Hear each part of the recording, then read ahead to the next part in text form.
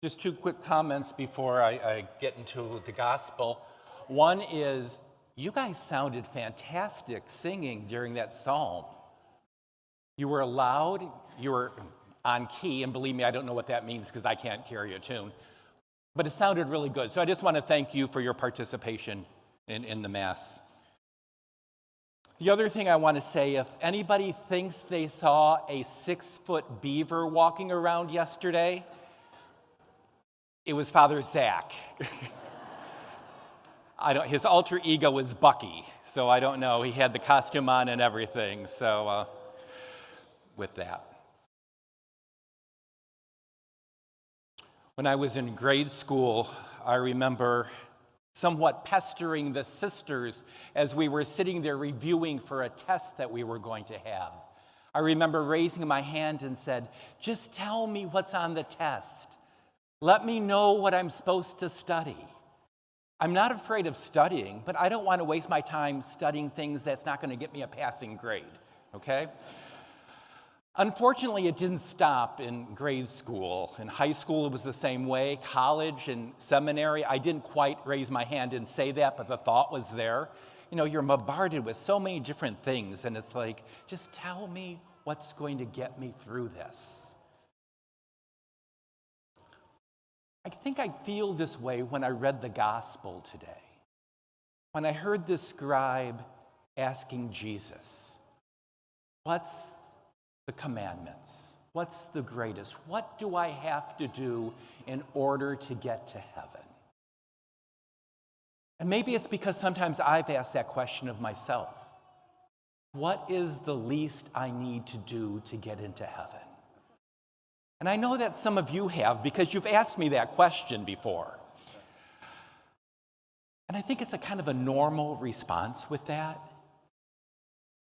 And so I sat back and I prayed with that kind of concept and thinking about how the early Jewish community looked at those 10 commandments that was given to Moses. They were given these 10 commandments and they wanted to love God. But what do some of the commandments mean? Keep holy the Sabbath day. What does that mean? Does it mean just going to church and that's it?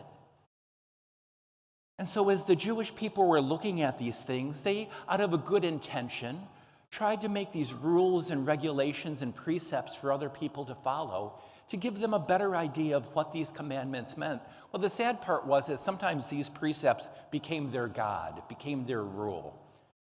I'm sure many of us had heard that out of those 10 commandments, the Jewish community had 613 ways to keep those commandments. From 10 commandments to 613. That doesn't sound right to me. I mean, the good intention was there, for example, to keep holy the Sabbath. What constitutes work?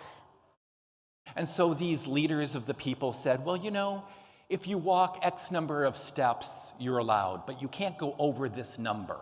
Okay, that's a good example of trying to frame in what I need to do on the Sabbath day. But then pretty soon it became, if you cross that, you're in sin. So if you're sitting home on a Sabbath and you see the neighbor's livestock getting out through a gate, not like the Pharisees and the scribes. He doesn't make more rules for them to follow. He condenses them down. Love God with your whole heart, mind, soul, and strength. And love your neighbor as yourself. He did what my teachers in college wouldn't do. He gave me the thing to study, okay? He told us what we need to do to get to heaven. But sometimes we look at those 2 commandments and we think they're 2 different commandments. But he said the second one about loving neighbor is like the first. It carries the same weight. It's not something less that you have to do, but it's as important as loving God with your whole heart, mind, soul, and strength. I was thinking about those 10 commandments because yesterday we had first confessions for the religious ed kids. And I was thinking about those 10 commandments, and I think most of us recognize that the first 3 commandments apply to God. And the last 7 apply to how we treat our neighbors. But did you ever sit with that and ask yourself a question? Why are there only 3 commandments pertaining to God? And there are 7 pertaining to how we treat our neighbor?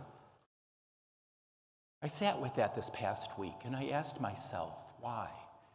And so for me in my journey, my spiritual journey right now in this time of my life, as I look at that question, this is what I came up with for me. It's hard to quantify if we're putting God first above all things, at least for me. I mean, I can sit there and I want to put God first above all things, but then life comes into play. I'm still working on emails from last week from being away. Should I shut off my computer and should I be doing holy hours instead of looking at the emails that come in?